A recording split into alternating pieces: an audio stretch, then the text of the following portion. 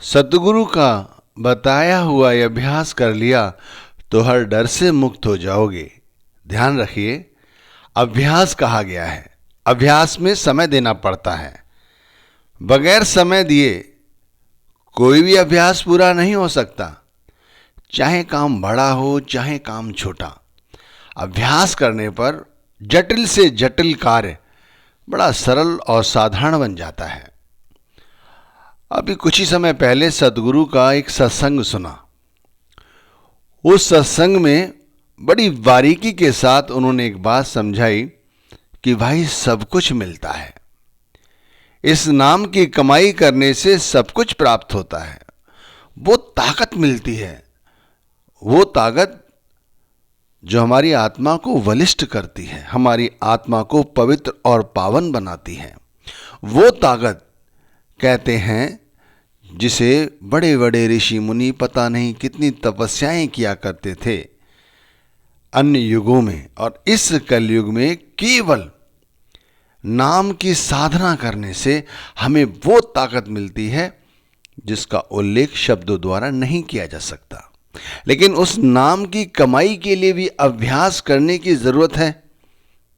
बगैर नाम की कमाई के, बगैर अभ्यास के ये ताकत नहीं मिल सकती और ना ही मिली है।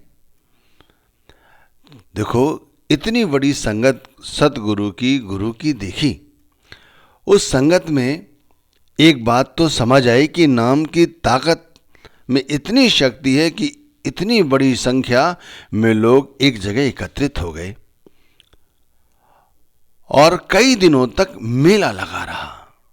आप समझो ये ताकत है, और अगर इसी ताकत को अपने अंतर में जाकर हम लोग निहारें या उसके साथ जुड़ जाएं, तो भाई वो ताकत जो सतगुरु हमें सत्संग में समझा रहे थे उस दिन, कि भाई वो शक्ति मिल जाती है जिसकी हम कल्पना तक नहीं कर सकते। भाई हम हर वक्त डरे रहते हैं, हर वक्त सहमे रहते हैं। हमसे कुछ छिन जाने का डर, हमें कुछ ना मिलने का डर, और भी कई सारी बातें, दुनियादारी की जो बातें हैं, मायावी बातें हैं, हर व्यक्ति तरह तरह से सोचता रहता है और डरता रहता है।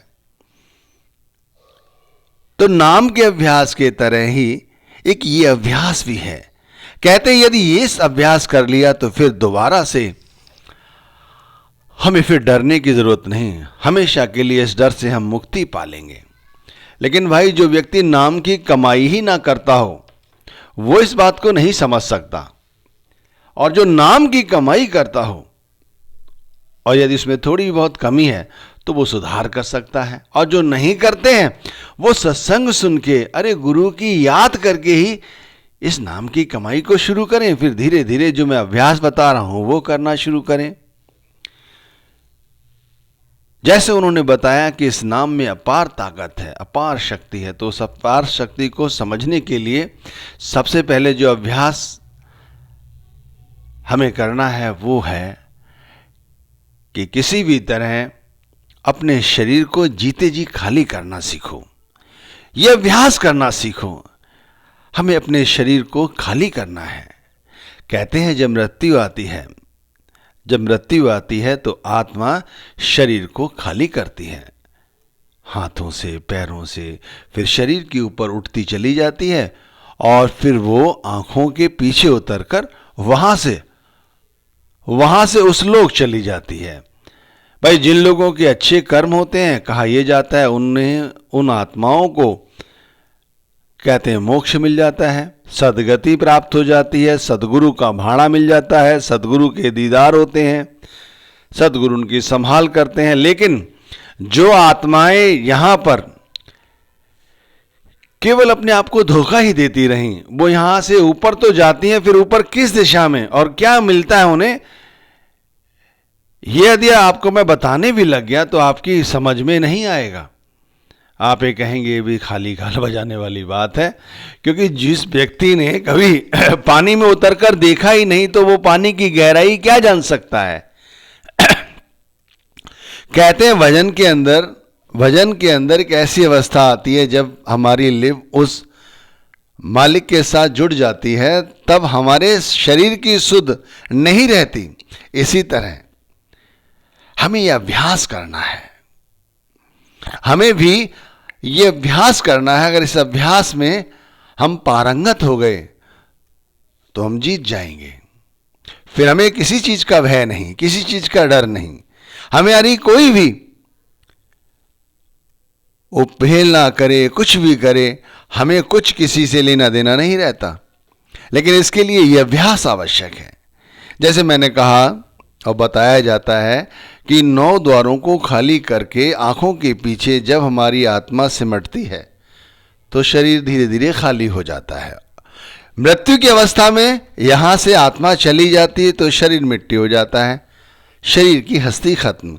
लेकिन अभ्यास द्वारा यहां से आत्मा जब उतर कर और ऊपर की ओर जब हम ले आने की कोशिश करते हैं तो फिर आती है और जाती है। मतलब शरीर खाली हुआ है, सजीव, निर्जीव नहीं हुआ है, सजीव, लेकिन आत्मा यहां से निकल चुकी। यह अभ्यास कर रहे हैं। यह अभ्यास बड़ा ही कठिन है, लेकिन उनके लिए जो नाम की कमाई तक नहीं करते, लेकिन जिनकी नींव मजबूत है, जिन्होंने नाम की कमाई पूरी तरह से की है, उनके लिए बड़ा सरल है। अभ्यास करना होगा। अगर हर डर से मुक्ति चाहते हो कि यह संसार की माया हमें दुखी ना कर सके, तो अभ्यास करो भाई। अगर चाहते हो कि मृत्यु के वक्त हम ना डरें, यमराज को देखकर, यमराज के दूतों को देखकर, मृत्यु को देखकर, काल को देखकर हम ना डरें, तो यह अभ्यास करने लग जाओ। एक अवस्था ऐसी आने वाली है कि जब हमारे ये शरीर के जो अंग हैं ये काम करना बंद कर देते हैं, हम वृद्ध हो जाते हैं, वृद्ध हैं, उस समय हमारी कोई मदद नहीं करता। उस समय भी हमें डर लगता है। ये डर से मुक्ति भी हमें ये ही अभ्यास दिलाता है। हर चीज के डर का तोड़ है ये अभ्यास। इस अभ्यास को जरूर करो। बड़ा सरल है, तरीका समझाता हूं मैं आपको उसका। शुरुआत नाम की कमाई से ही करो, यानी कि नाम के सिमरन से ही करो। गुरु अर्जुन देव महाराज जी ने कहा है, उठत बैठत सोबत जागत, सांस सांस सांस हर जपने। पहले तो इस नाम को हर वक्त जपो। उठते बैठते चलते फिरते खाते पीते हर वक्त इस नाम को जपो और लिव के साथ जपो, अपने सूरत के साथ जपो। आगे कहा उन्होंने, उठत बैठत सोबत जागत हर ध्याये सगल अवरदा जी। मतलब कब तक? सारी उम्र, जब तक जिंदा रहो तब तक इस नाम के अभ्यास को मत छोड़ो।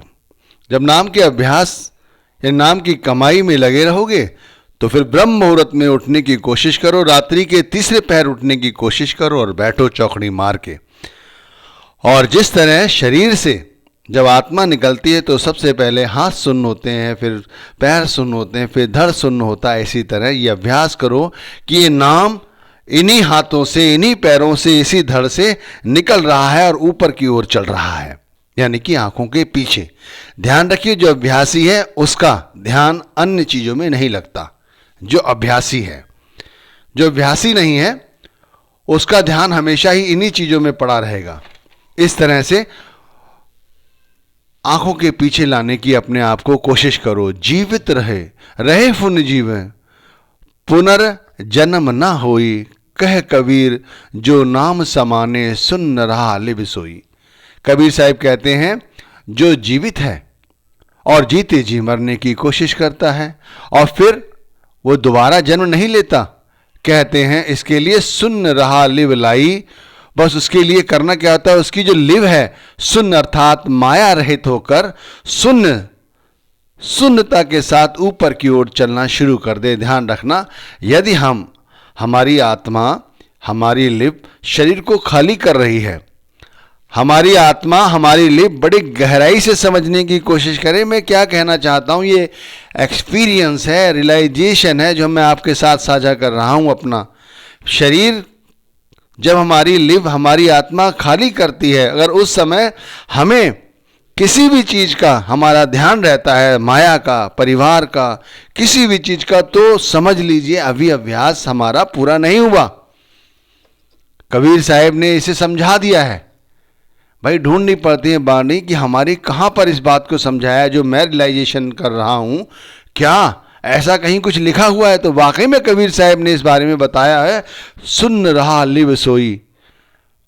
भाई हमारी जो लिव है, सुन अर्थात माया रहित होकर शुद्ध हो जाती है, बिल्कुल शुद्ध हो जाती है, फिर वो ऊपर की ओर उठती है। ये समझ लीजिए। यहां पर ये अभ्यास जब होने लगता है तब क्या होता है, कहते जब मरते हैं हम तो हमारी आत्मा इस शरीर से निकल जाती है, फिर अंदर नहीं आती। लेकिन यहां पर ऐसा होता है, एक अभ्यास ऐसा होने लगता है कि आंखों के पीछे ठहरी हुई आत्मा निकलने शुरू होती है, फिर बाहर आके अपने आप को ही देखती है। सबसे पहले जीव आत्मा यदि किसी को देखती है तो सबसे पहले स्वयं को देखती है। अब स्वयं को हमने शीशे में देखा है, दर्पण में देखा है, लेकिन अपनी आत्मा की आंखों से यदि अपने आप को देखना चाहते हो तो ये अभ्यास करो। और जो व्यक्ति इस तरह का अभ्यास करने लग जाता है, उसे सोचो क्या वो मरने जीने के डर को, कुछ छिन जाने का भय, कुछ पाने का भय उसे लगेगा? अरे भाला नेजा भी लगा हो शरीर के अंदर तब भी उसे डर नहीं लगता किसी चीज का, क्योंकि वो जान जाता है कि सच्चाई क्या है। कबीर साहब ने और भी कहा है, कबीर ऐसा एक आध जो जीवत मृतक होए, निर्वय होए के गुण रवै, जत पेखों तत सोए। करोड़ों अरबों खरबों में कोई एक आध है। हम भी हैं, आप भी हैं, और लोग भी बन सकते हैं, सब बन सकते हैं। एक आध क्यों? इसमें कुछ खर्चा नहीं होता, कुछ ताकत नहीं लगती। सच्चाई जीवन की यही है कि इतने सारे जब गोलियां खा सकते हो, डॉक्टरों की फीस दे सकते हो, शरीर के साथ इतनी दुर्दशा होती है हमारी सिर्फ डर के कारण ही। तो हमें कभी शुगर के हम पेशेंट हो जाते हैं, बट डर है, सोचते रहते हैं। शुगर सोचने से बढ़ता है, बीपी बढ़ता है, हार्ट अटैक आते हैं, मोटापा बढ़ता चला जाता है और असाध्य रोग लगते हैं। अरे भाई ये सिर्फ डर के कारण। अगर इनसे निवृत्ति प्राप्त करना चाहते हो तो नोट दो डॉक्टरों को, उसके बाद भी नहीं तुम सही रहोगे। दवाई जब तक रहेगी तब तक दिमाग मंद रहेगा और आप सोचोगे स्वस्थ है। और अगर वाकई में स्वस्थ होना चाहते हो, पूरी तरह से निरोग होना चाहते हो और मृत्यु से डरना नहीं चाहते, और उस अवस्था में जहां पर अरे शरीर हिल नहीं सकता, उस समय भी यदि यमराज सामने आ जाए तब भी डर नहीं लगेगा। यदि ये अभ्यास कर लिया कि अपनी आंखों के पीछे उतरकर, 9 द्वारों के जरिए पीछे उतरकर और एक बार बाहर निकलने की ये साधना सीख गए, तो सदगुरु का बताया हुआ अभ्यास कारगर सिद्ध होगा।